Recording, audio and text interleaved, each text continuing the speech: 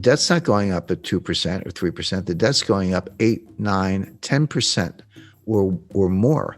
The U.S. had a $1 trillion baseline budget deficit, $1 trillion per year deficit for fiscal 2020 pre-pandemic. The Congress threw $3 trillion of emergency aid on top of that. And I'm not even criticizing all those programs. I mean, the payroll protection plan loans, the extended unemployment benefits, the increased unemployment benefits. Imagine where we'd be if we hadn't done that. But that aside, debt is debt. They piled $3 trillion on top. Now, this is going to take the U.S. debt to GDP ratio up to 135%. It was 106% when Donald Trump was sworn in. It's close to 130% today. Because remember, you got two things going on. It's a debt to GDP. So debt's your numerator and GDP is your denominator, right? Well, what happened? Well, the denominator shrank. This got smaller and this got bigger. So what happens to the ratio? It blows up. So now it's 135%. If you get the laws of economics right, which is not easy because most economists don't, but if you get them right, it's really a reflection of human nature. I mean, what is an economy other than all the people in the economy starting businesses, buying, selling, traveling, providing goods and services, et cetera. So human nature doesn't change, or at least it hasn't changed much in the last 100,000 years. So the fundamental laws of economics don't change either, but circumstances change, facts change, and that's important. Now, to answer your question, Kerry, you're right. There is a school of thought, a growing one, an influential one, that the debt doesn't matter. It's like, well, wait a second. So what? So the debt to GDP ratio went to 135%, which it did. Who cares? Well, what's wrong with it? 180%. We got issues. We got problems. Print up the money and monetize the debt and spend it and keep going. What is the problem? This comes under the banner of something called modern monetary theory, MMT. It's flawed, it's wrong, but it's got its followers, and those followers are now in the White House because one of the things Joe Biden had to do to get elected was to make peace with the Bernie Sanders wing of the Democratic Party. They take the view that if the Treasury didn't spend the money, how would anybody make any money? That's ridiculous, but that's what they say. They say, hey, when the Treasury spends money, what do? Well, they build aircraft. They have benefit programs. They have government contracts. They do whatever they do. But when the Treasury gives you the money, you take the money and you spend it on somebody else, goods and services, go out to dinner, have subcontractors, whatever it might be. That's the real source of money. They also take the Treasury and the Fed and they merge them. Now, that's not legally the case. The Treasury and the Fed are separate institutions.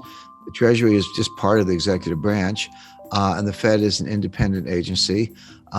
And the Federal Reserve banks are actually privately owned. That a lot of people know. Some people know that, some people don't. But the Federal Reserve banks are privately owned by banks in the districts, so Citibank, Bank of America, et cetera. So they're completely separate. But the theorists ignore that and say, no, the Treasury needs to spend money because that's how the economy grows. And the Fed can monetize the debt. So you spend the money you don't have, you borrow to cover it, you issue bonds to cover the borrowing. And if the market wants to buy the bonds, fine. But if not, the Fed can buy them and put them away on the balance sheet, wait 30 years and collect the money. What's the problem? Who cares about the debt to GDP ratio? It's kind of a statistical abstract, but why should that stand in the way of using money to solve our problems, which are free healthcare, free childcare, free tuition, forgiveness of student loans? That's a $1.6 trillion ticket, by the way. And look, everyday readers and investors, there's no reason they should know all this stuff. This is total inside baseball. You have to be a geek like me to kind of keep up with it, but it's all coming. But what that means is we're going to test the Rogoff-Reinhart thesis. Now, let me just take a minute to explain that. Up to a certain debt to GDP ratio, there is a Keynesian multiplier greater than 1.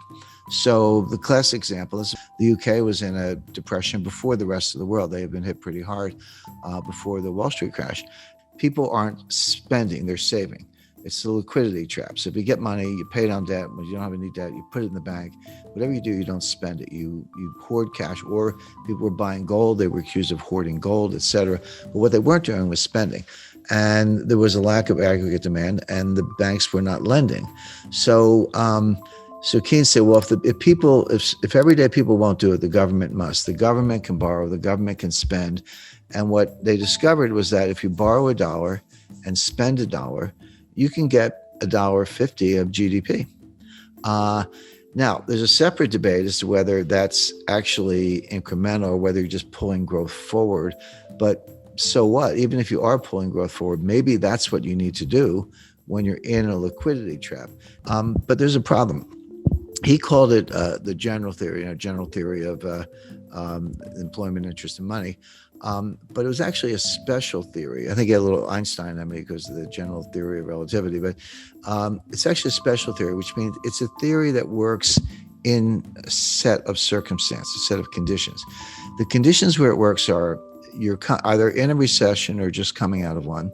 You have excess capacity and labor and industrial capacity, and you have very little debt. In those circumstances, you can borrow $1, spend $1, and get more than $1 GDP. The problem is that extra GDP you get for the borrow and spend, it goes down as the debt to GDP ratio goes up. What Reinhart and Rogoff discovered is that at 90%, you go through the looking glass. Your payoff is now less than $1. You borrow $1, you spend $1, and you only get 90 cents of GDP or 95 cents, et cetera. So now, not only are you not getting your dollar's worth for the borrowed dollar or something more, which you did at lower levels, you're getting less than $1. So now what's happening? You're borrowing $1, you're spending $1, you're not getting $1 of GDP, but you are getting $1 of debt, which means your debt to GDP ratio is going up and the 90% is getting worse. And I just mentioned the United States is at 135%. So here are your two competing schools. There's the Keynesian multiplier and creating aggregate demand with government debt, and the Reinhart-Rogoff, more than a thesis, I would say powerful evidence that beyond 90%, it doesn't work. It goes under less than 1 on the one hand. And my friend Stephanie Kelton and Bernie Sanders and Kamala Harris and the modern monetary theorists who say, no, it's all good. How could you get growth if you didn't spend money through the government? These theories don't agree at all.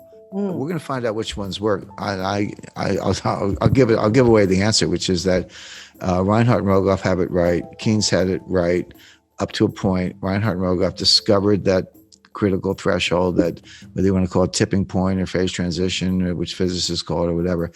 The modern monetary theorists think the opposite, and we're going to find out. But what it means if Reinhart and Rogoff are right, and I'm right, and Keynes was right, the more you borrow, it's actually a headwind to growth. Now you get just as up to the threshold, you got more and more and more. Oh, sorry, at a low level, you got more, but then it went down. But it's like any diminishing marginal return. You know, the curve starts very steeply, you get a lot of payoff, then it flattens out, then it goes down, but it's still positive. But at some point, it goes below the zero line and your marginal return is negative. And that's where we are.